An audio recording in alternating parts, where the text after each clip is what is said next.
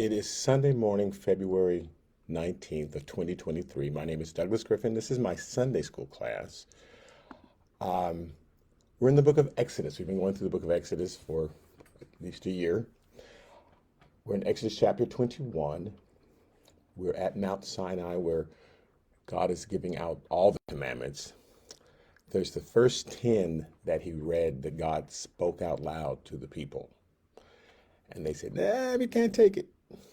And then Uh, the rest he gave to Moses privately.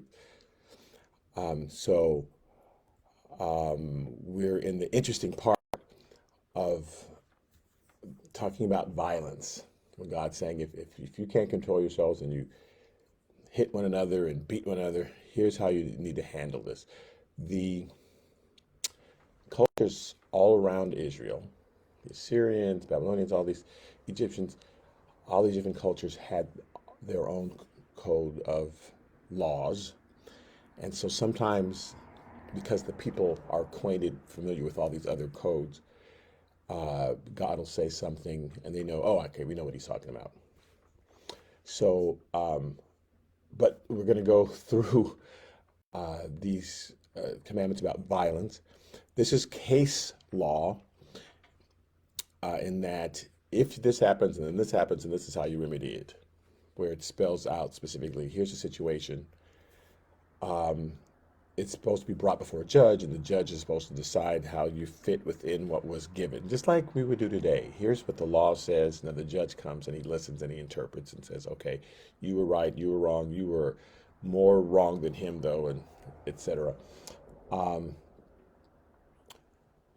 then coming up are laws that have no consequences, where it's your personal decision. God saying you shouldn't do this and you shouldn't, but there's not going to be an external punishment for it. He's wanting you to personally know that it's wrong and for you to personally guide yourself. But right now, these laws are what happened that everybody knows about in the community, and so you therefore must go to a judge. I'm calling this the letter versus the spirit. This is for my sister who wants me to be more specific, like here's what you should be learning today in Sunday school. So there's a difference in the letter of the law and the spirit of the law. In Second Corinthians chapter 3, verses 2 through 9. Okay, 2 Corinthians chapter 3, Paul addresses this.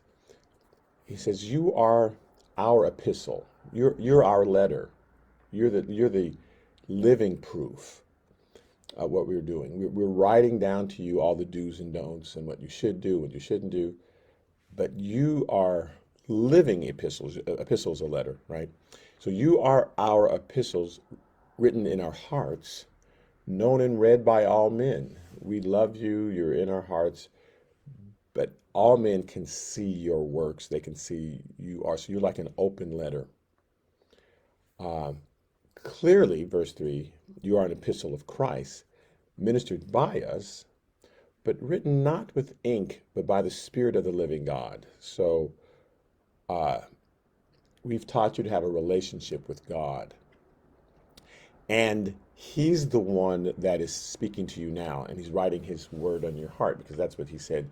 I will no longer lead you by the hand, meaning by the outside, but I'll put my spirit, my word in your heart. That doesn't mean we ignore the Bible or something. He's just saying, I couldn't cover the 597,000 different variations on these laws. So I'm going to give you the general ones externally, but now that your spirit's in my heart, it'll go down to when you're driving on the freeway. Don't cut that guy off, or you see that homeless man, don't step over him, or couldn't write all that in the law because it's individual, right? So he says, now I'm going to write it in your hearts. So you're not written with ink, but by the Spirit of the living God, and not on tablets of stone, but on tablets of flesh, and that is of the heart. So God's now writing his law on your heart. This is the goal. Even when God wrote what we call the Ten Commandments in the law in Exodus, that eventually you'd have such a relationship with him that everything wouldn't have to be spelled out specifically. Well, it doesn't say that in the Bible, so I guess I can do it. The Bible never mentioned throwing wine bottles down the street, so why can't I do that? But that we would eventually have this relationship with him where he's writing his law on our hearts on a day by day individual basis. He's leading us and saying, yeah, go up to that person and do this, and go away from that person, and you know, it's just individual for each of us, right? There's stuff that one person get away with, I can't get away with. That person can go to a bar because they'll just have one drink and they'll witness to somebody, making that up. That person can't go to the bar because they'll have 10 drinks and you'll have to carry them out and they're going to say something, do something crazy. So that's individual. You can do it, you can't, right? So verse 4 of 2 Corinthians chapter 3 says, we have such trust through Christ toward God. We have such trust through Christ toward God. So Christ is our conduit to know exactly what God, because Christ is God. But that's the person we have our personal relationship with, and then we know what the mind of God is. Not that we are sufficient of ourselves to think of anything as being from ourselves. Not like, oh, I don't need the Bible. I got it all together. But our sufficiency is from God. So we're always relying on God to direct us and lead us. He does speak to our hearts. He speaks very subtly. There's a peace that he gives sometimes, or sometimes you just don't feel the peace. I don't know, I just feel uncomfortable today. We're expecting it to look like a Cecil B. DeMille movie, that when God speaks to you, it's written in fire above your head on a little tablet. But when he's in your heart, you'll just, I just feel like doing this. I didn't feel like doing that. Something said, don't. And that's how he leads us. So if you're waiting for a word, you've gotten them, but it's in your heart. It's not, God never speaks to me. Yes, he does. And a lot of times you're listening, you just don't recognize that it's God. It's just, he's in your heart, and you just feel, I don't know why, I just felt like giving this pie to that person or whatever. Our sufficiency is from God. Verse 6 says, who also made us sufficient as ministers of the new covenant, not the letter, but of the Spirit. So there's a distinction that with Israel, when they first came out of Egypt, it's like they were babies, and you had to say, no, put that down, no, stop that, no, and got to be very specific. Don't do this, because their flesh obviously was ruling them. None of them were saved, and I'm mad at you, so I'm going to kill you, because that's what it feels like. Listen, you've been driving down the freeway and somebody does something stupid, and if cars only cost $5, you'd smash into them, and I'll just buy another car in 5 minutes, because they're just so mad that they did something stupid, right? So, because that's what our flesh wants us to do. So that's where they were at when they came out of Egypt, just doing whatever they felt like, just crazy stuff. So God had to be very specific, like a baby. You can't cross the street. Well, when you're an adult, you can cross the street because you know how to look both ways and you know how to gauge. Is that guy seeing me? I'm gonna cross now. Does he? You know how to make eye contact. But kid doesn't understand any of that. So you just have to have very strict rules. When you eat, you put on this bib. Well, you don't have to always do that. See, as you get older, it's more flexible. You may think sometime, let me put some over me because I'm gonna spill all this barbecue sauce in my suit. And other times you think, oh, well, this is just finger food. I can eat this. This won't. You have more discretion to go how you feel. But when God originally gave the law, it was just all don'ts, very few do's. Don't do this. Don't kill each other. Don't turn each other into slaves. It had to be all the things that you do mostly to kids, right? To children. You have to mostly saying, no, sit down, stop, don't. You're very seldom saying to a child, yes, go ahead, pick up that computer. I know you're two. Let's see what you do with it. But when they're in junior high and high school and getting, then you say, yeah, here, let me show you how to, these are all the things you can do. So he says, who also made us sufficient as ministers of the new covenant, not of the letter, but of the Spirit. For the letter kills, but the Spirit gives life. The letter of the law kills. What does that mean? That all that God could do in the original commandments was say, you'll be punished with death if this happens. You'll be punished with death because it's like the warning of a spanking or something. I'm going to spank you if you do that. You have to do that initially for people who just are wild and want to do whatever they want. There has to be some threat to stop them. So there are people who will drive 60 miles an hour through a school zone, an elementary school, unless they know that there's policemen nearby who's going to put them in jail for it. So God, with the law, God had to just have all the threats.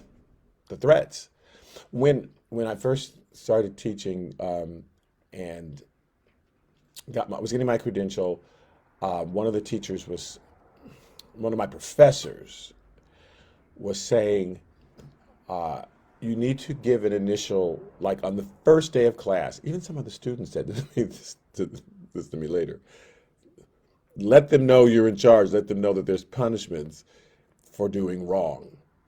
And then you'll have the freedom to do all the things you want to do because they'll know what the boundaries are.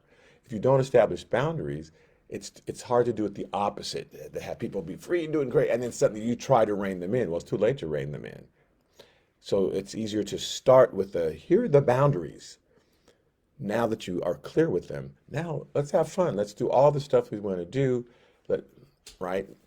And so God has to establish the boundaries first. This is punishable by death. That's punishable by death. That's punishable by death. So I'm afraid to do that. He has to make you afraid to do it.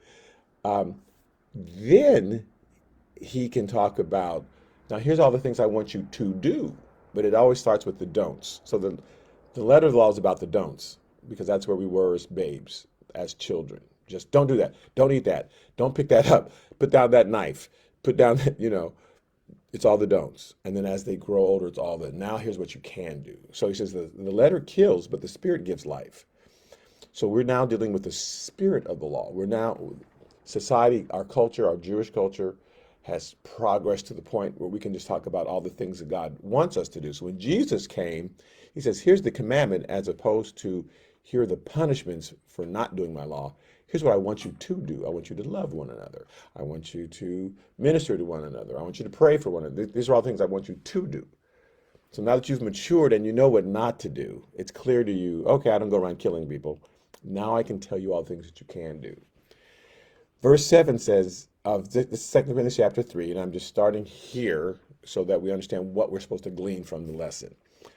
If the ministry of death, and that's what he's calling the law, he's not saying the law was bad, he was just saying it was always, if you do this, you will die. If you do this, this is punishable by death. So he's calling it was a ministry of death, ministry of threatening, a ministry of here's all the don'ts. If the ministry of death, written and engraved on stones, was glorious, and it was. It's when Moses came out of the mountains with all the law, his face was glowing. God's spirit was on it. Even though it was all the don'ts, it was still ministered by God, so it was glorious. He said, so that the children of Israel could not even look steadily at the face of Moses because of the glory of his countenance, which glory was passing away. That type of glory of the don'ts was eventually going to pass away to the do's, right?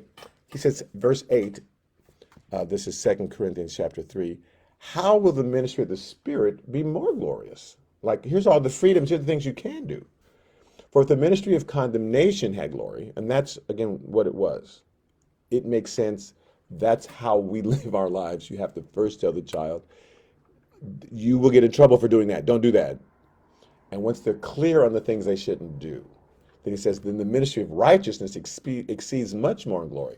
Now the Messiah can come and say, now here's all the things I want you to do.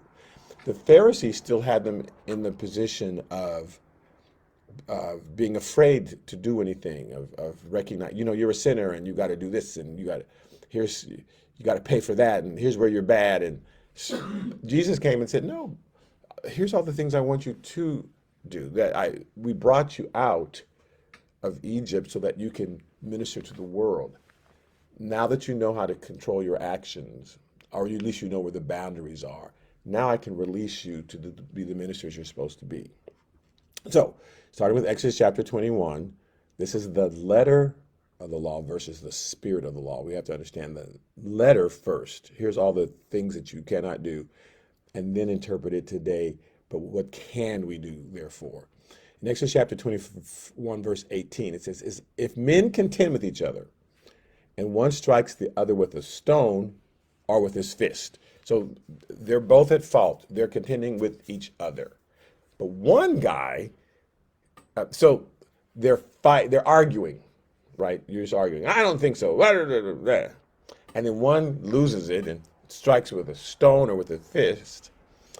Now there's going to be a problem, right? There's a black eye or a broken nose or something. So you went past just we're arguing, we're having a healthy debate. In Leviticus chapter 24, it gives more detail. It says, Leviticus chapter 24, verse 19, if a man causes disfigurement of his neighbor, right? So that's the result. Something has happened. You were both fighting, but this one guy got out of control. As he has done, so shall it be done to him. So if a man causes disfigurement of his neighbor, as he has done, so shall it be done to him. Oh, you disfigured me? Well, you're going to get the same thing. So just know what you put out will come back to you. This is a law that God invented. He invented sowing and reaping. What goes around comes around. So if you break someone's finger, then you're going to break your finger. Now, this is the deterrent. This is you need to know this in advance. So before you take up that rock and hit somebody, you have to know whatever I'm doing to this person is going to be done back to me, and it's to deter you from doing it. It says fracture for fracture. This is Leviticus 24:20. Eye for eye, tooth for tooth. As he has caused the figurement of a man, so shall it be done to him. Again, the purpose is to stop you from doing it. If you think that's going to happen to me, so maybe I don't want to do that to that person. In Deuteronomy chapter 19, verse 15, it says, one witness shall not rise against a man concerning any iniquity or any sin that he commits. So one person can't get up and say, he did blah, blah, blah, blah. Well, how do we know to believe you? You may be lying. It says, by the mouths of 2 or 3 witnesses, the matter shall be established. The person may have done it, but we don't know. So it has to be at least 2 or 3 people that saw it, and then we can believe that, because sometimes it's true. The person did it and no one else saw it. And sometimes you can just make some up. And so, sorry for the times that you make stuff up. We've got to keep the law this way. Verse 16, this is Deuteronomy 19. If a false witness rises against any man to testify against him of wrongdoing, then both men in the controversy shall stand before the Lord. So if somebody's lying, they'll stand before the Lord, before the priests and the judges who serve in those days. So there are priests and judges who are going to hear everything. That's what this case law is about. We're going to write out these scenarios, and that's what the first several commandments are. Case law. We're going to write out these scenarios, then a judge will hear them, and then the judge will judge who's more believable. The priest will be there, and with the Lord's guidance, since you stand before the Lord, hopefully the Lord will guide them on what rightly to do. So it says the judges, this is Deuteronomy 19:18. Yes, the judges shall make careful inquiry. And indeed, if the witness is a false witness who has testified falsely against his brother, so you're just trying to get somebody killed. You're just, this person did that, because you know what the penalties are, and you're making it up. Verse 19 says, then you shall do to him as he thought to have done to his brother. So whatever penalty he's lying about, and you're going to get whipped 40 times, or you're going to get thrown in the lake, or whatever the penalty that you were trying to bring against that person, it's not going to happen to you instead. This is done as a deterrent. So don't lie, because people find out that you're lying. Whatever you were trying to do to that person will come back to you. so you shall put away the evil from among you. So that person who is constantly lying and making stuff up, then they're the one that's going to get killed because they were trying to get somebody else killed. And those who remain shall hear and fear, and hereafter they shall not again commit such evil among you. So anybody else who was thinking of doing it, again, the purpose of this one guy getting in trouble for lying about his brother, and so that that brother was going to get some horrible punishment or lose an eye or lose his life. They need to get in trouble, and this will deter anybody else because the goal is not the punishment. The goal is the deterrent, right? And hereafter they shall not again commit such evil among you. Your eyes shall not pity. Life shall be for life. So don't go, oh, but they didn't mean it, or it's like they tried to get that person killed. They lied, and that person could have lost their life based on this lie. So it says, your eyes shall not pity. Mm-mm. Life shall be for life. If that person was going to lose his life because of your lie, then you're going to lose your life. Eye for eye, tooth for tooth, hand for hand, foot for foot. So the idea is whatever you were trying to do, and we started with Exodus 21 where he says, if two men are arguing and then one goes crazy and takes a stone and gouges out his eye, then you lose your eye. Hopefully this deters you. But it says, the rest of verse 18 in Exodus 21 says, but what if he doesn't die, right? So if you hit him with a stone and he doesn't die, because if he dies, then you have to lose your life. We already know what the penalty for that is. Exodus 21:12 says, he who strikes a man so that he dies shall surely be put to death. So life for life. You took a life, but if he doesn't die, Exodus chapter 21, verse 18, but is confined to his bed, if he rises again and walks about outside with his staff, then he who struck him shall be acquitted. So you don't have to die, but you shall only pay for the loss of his time and shall provide for him to be thoroughly healed. So you have to take care of this person, you have to nurse them back to health, and whatever he lost during those weeks that he was out, you have to make up for his loss of wages and his loss of time and his crops had failed. We do the same thing today. We have adopted these laws. The laws in the other cultures around Israel were not like this. You strike a man and he dies, you have to die, period. Not, but if it was accident, if it wasn't premeditated, but they didn't have detail like this. They just, people you just had to die. If someone testified falsely, they didn't check to see if it was false. If somebody accuses you of something, we're just going to kill you. So God is writing more subtleties into the law. We do these things. That's why you have an injury attorney, because, you've been injured in an accident? They have to pay for your hospital bills. They have to pay for this. They have to, your loss of wages. And this is exactly what we do today. Okay, Exodus chapter 21, verse 20 said, and if he beats his male or female servant. So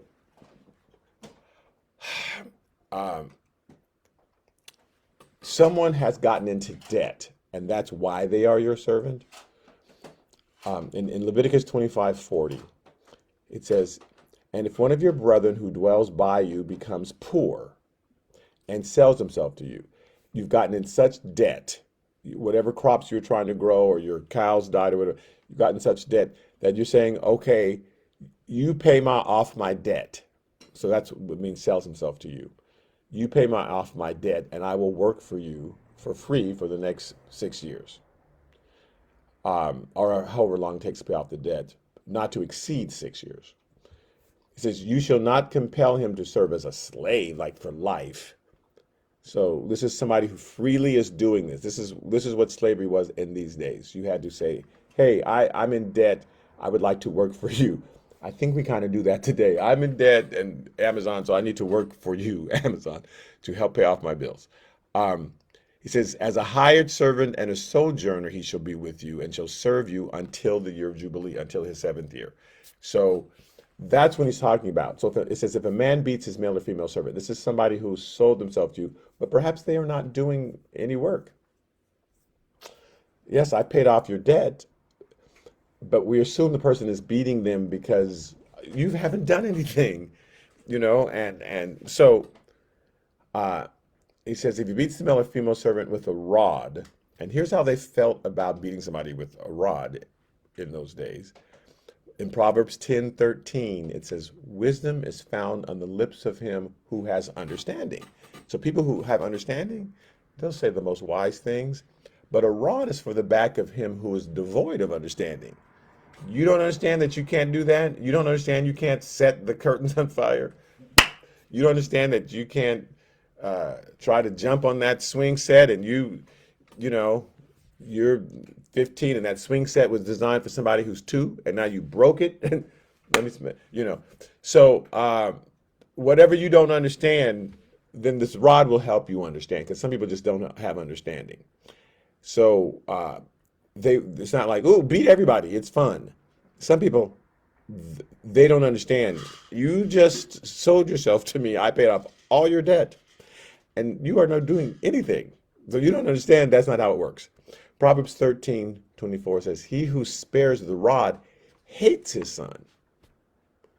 You just let that person grow up crazy like that and you never discipline them. You saw them setting animals on fire. You saw them playing with guns in the basement and being crazy. You never said, no, don't do that. You just let them. So you must hate that person if you let the crazy son. And again, this is the crazy son. It doesn't mean just beat your kids regularly.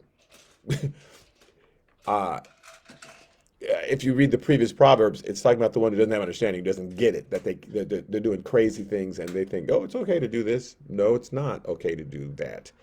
So if you spare the rod, you must hate that person because you want them to grow up to be a crazy person, apparently. You want them to take out a machine gun and sit on the roof of a building and start firing people because they've been doing that forever and you never disciplined them. They started with just little things and you ignored it, and now it's grown to these big, huge things.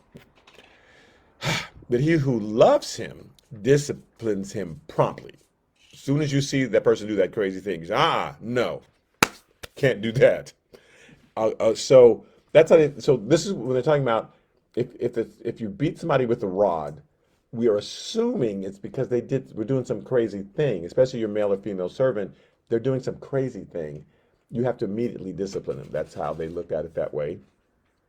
However, in Exodus 21:21, it says, if you do it so that he dies under his hands, then he shall surely be punished. Vengeance shall be taken. So if you got out of control, so again, God's trying to write all these subtleties into the law so they understand. You don't get just to beat your servants because, and you can't beat them till they die. You can't drag somebody out their car and beat them till they die. You can't. There's got to be punishment for that. The person may have been doing something wrong, but you can't just beat someone until they die. So it says he should be punished, but literally it says vengeance must be taken. Leviticus chapter 24:21. So the reason Leviticus exists and Deuteronomy exists is to give even more depth to the laws that were given first in Exodus. These are like starter laws. Leviticus 24:21. It says, whoever kills an animal shall restore it. That doesn't mean you bring it back to life. You have to pay the owner back. You killed his cow, you got to give him another cow. We're assuming it was an accident, but you still have to make up for that, whatever the reason. Now, if you're crazy again and just went around killing cows, then something's wrong with you, and then there's laws for that. But if you've done something and you end up killing an animal because of your negligence, you have to restore it, not restore it to life, but restore it to the owner. Whoever kills a man, though, shall be put to death. Because you can't, I killed your son. Well, here's another son. Okay, that makes up for it. It's okay. It says, you shall have the same law, verse 22, for the stranger and for the one from your own country, for I'm the Lord your God. So the laws they're saying has to apply equally Oh, well, this is because they're an immigrant. Well, he was an immigrant, so that's, he was a foreigner too. So I killed him, but that's not the same as one of our own people. He says you have to set the same laws for the stranger and for the one from your own country. For I'm the Lord your God. I made them both. I made those people over there that you don't like. I made them. So you can't treat them differently. And this is like mind blowing. What? Because that's not the current culture. That's just not how things went. So God's like writing radical laws. So if he dies, we know what the punishment is. You beat your servant, we get it, he was sloughing off, but you got out of control.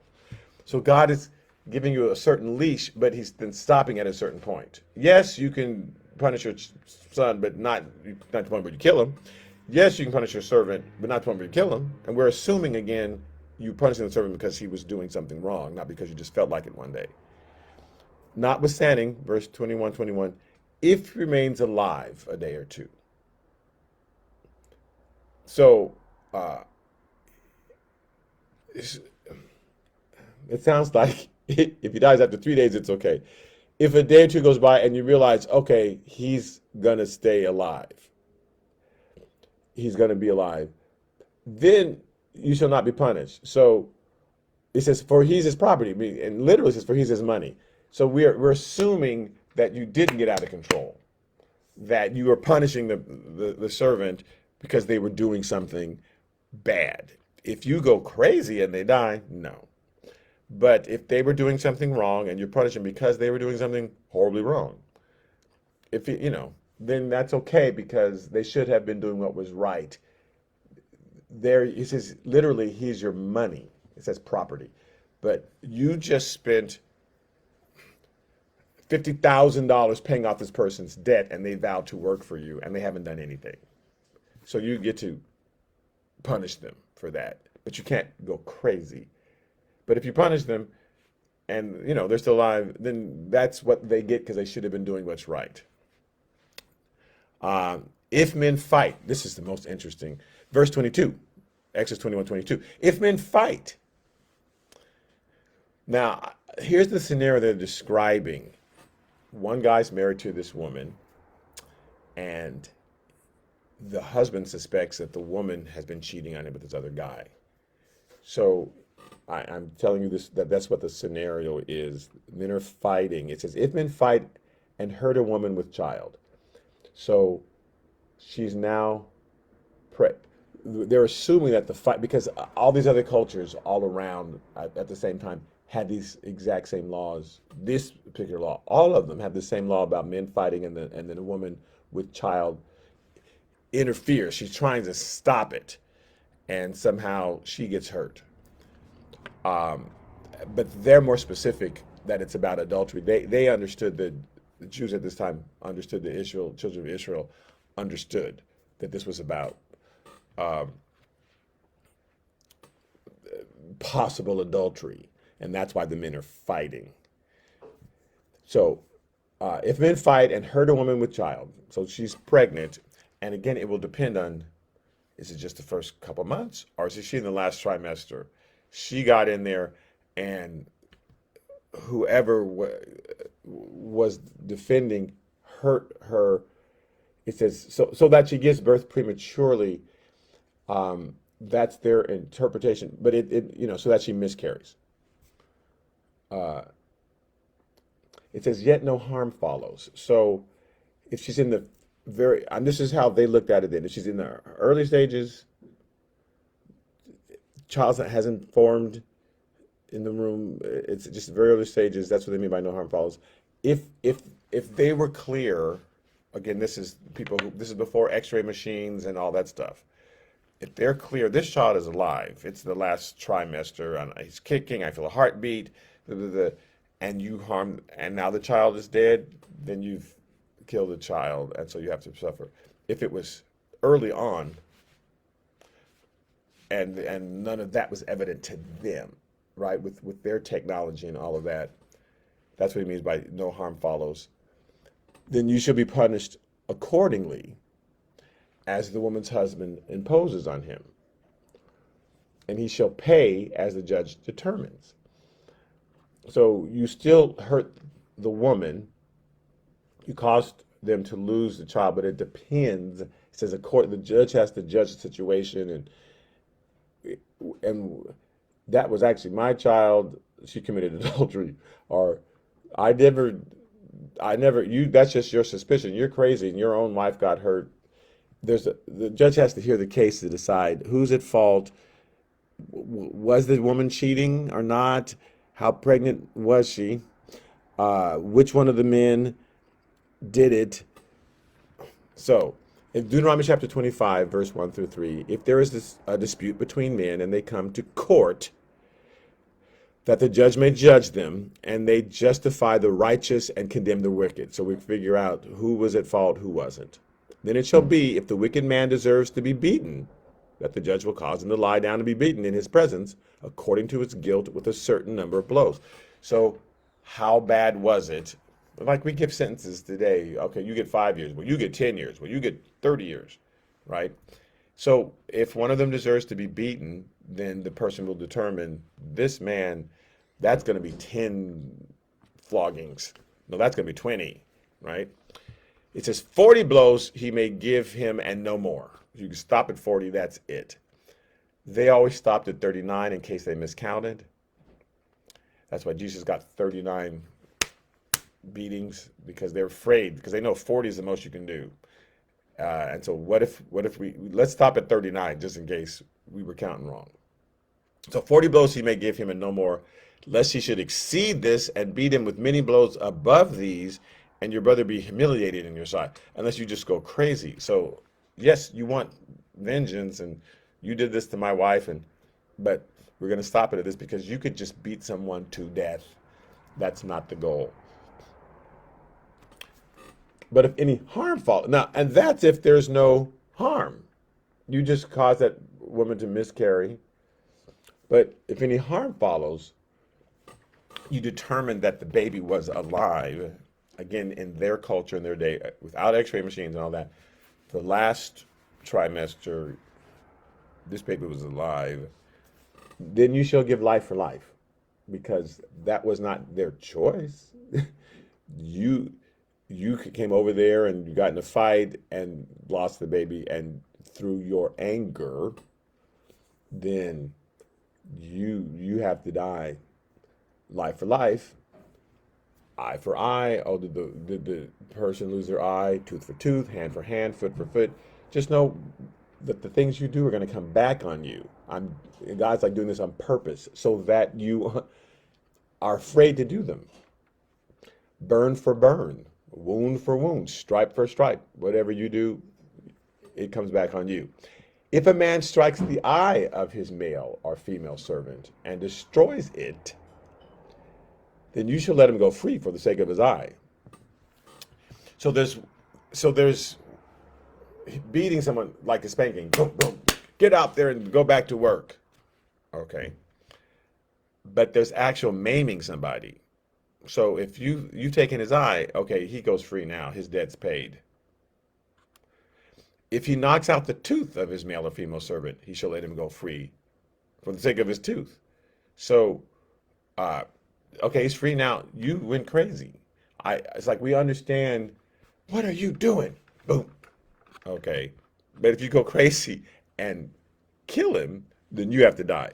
If you maim him in any way out of your anger, and this is God trying to control anger, letting people understand you can't just let anger rule you.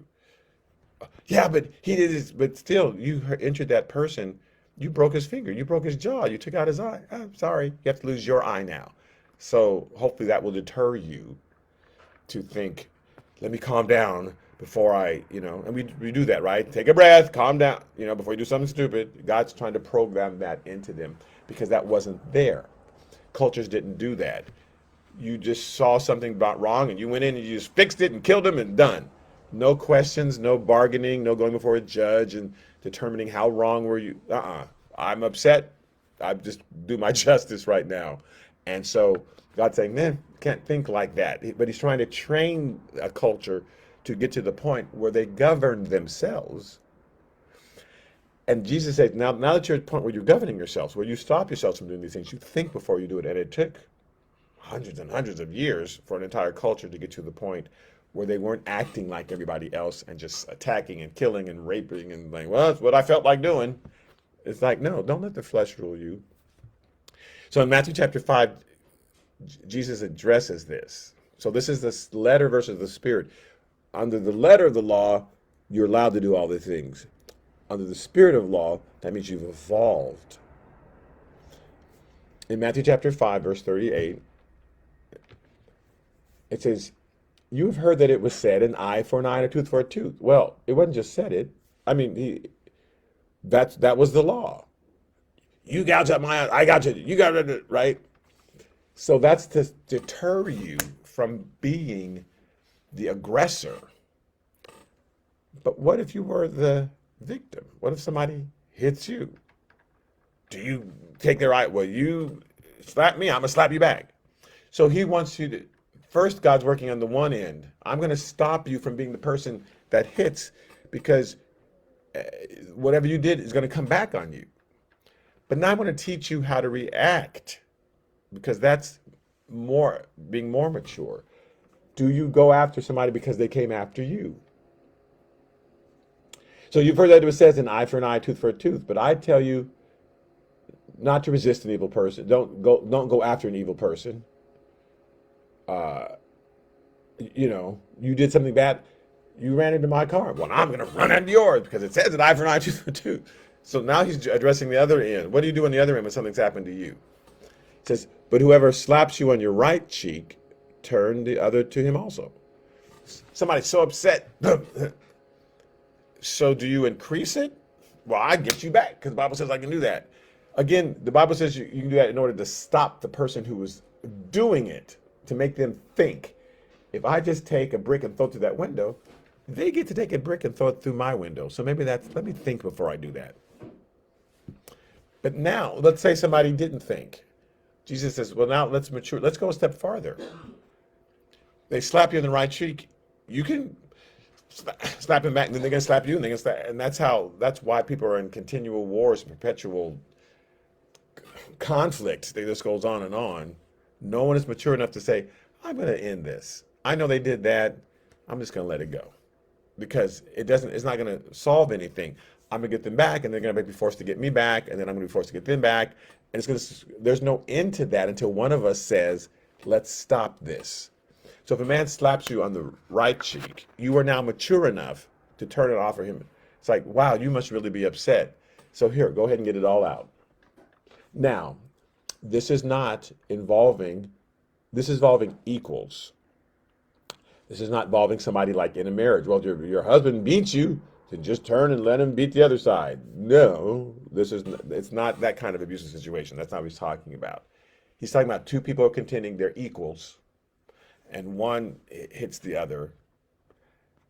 Do you allow you have the strength and power to keep the conflict going? That's what's presupposed.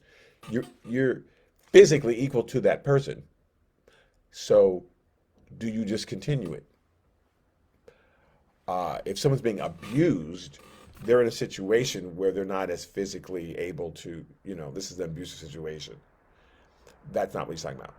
He's talking about equals, right? Two friends or something. You're out on the sand lot at school or, and somebody does something. I have a car, you have a car. You ram my car, well, I'm going to ram your car. Don't do that. Somebody rams your car, just let the law handle it. You don't handle it. He says, if anyone wants to sue you and take away your tunic, let him have your cloak also. Okay, you're that petty. Do I get you back? You just did that petty thing. Well, let's plan a petty thing to get them. Because there's scriptures that say vengeance is mine. Says, God's going to take care of that. I'm not going to worry about that. Again, this is not cover all for all things. It's a general principle of being led by the Spirit. There may be a time where God leads you to say, no, that person, you need to, then something needs to be done. And I get that. But in general, Jesus is saying we've matured to the point where you don't always, you stepped on my foot, well, I step on yours. And you don't do that. You don't. If somebody steps on your foot, you don't smash yours back. So we have matured to that. You go, ow, hey, you stepped on my foot, you know. But he says we got to stop this vengeance culture where on the side of the person who's receiving it, well, I'll just get it back. I'm already working on stopping the person who's dishing it out, letting them know, well, you're gonna, it's gonna come back at you. But now that that's slowed down and that's not our everyday life where we're just worrying about somebody just jumping out of the bushes and attacking us every 5 minutes, which is what they were concerned with before. That's not how we live our lives now. Now that has really slowed down. If someone does something crazy, I need you to stop and think. I need you to stop and don't immediately get them back. You be prayerful. You see what God wants you to do about it, which is all he's saying. Because the letter kills, but the spirit gives life, brings life to a situation. How can I bring life to the situation? What is it that God wants me to do?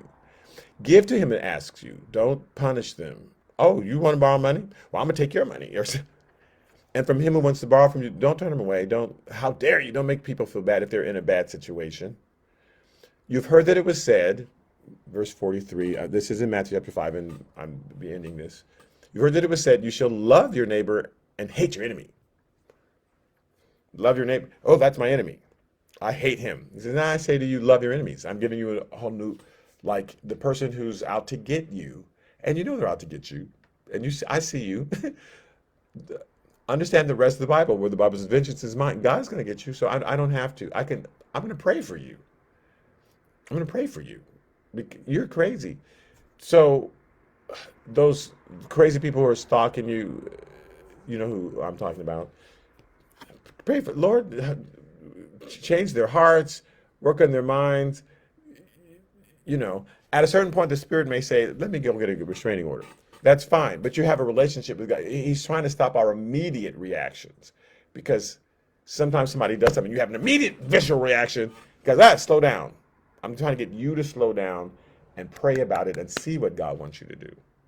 There is time to do something, there's time to not do something, but you got to give yourself that period to find out what does God want you to do. So don't have an immediate reaction. If you're the aggressor, that's what the letter of the law says. Just know that you're going to be immediately punished. Well, all that does is produce more death. He's got an eye, and you're missing an eye, and everybody's just missing eyes, everybody's missing hands. So we have a whole culture of one-eyed people. So God says that's not the goal. It's the immediate deterrent. I had to stop these people from just immediately just going crazy. But now we can mature even past that.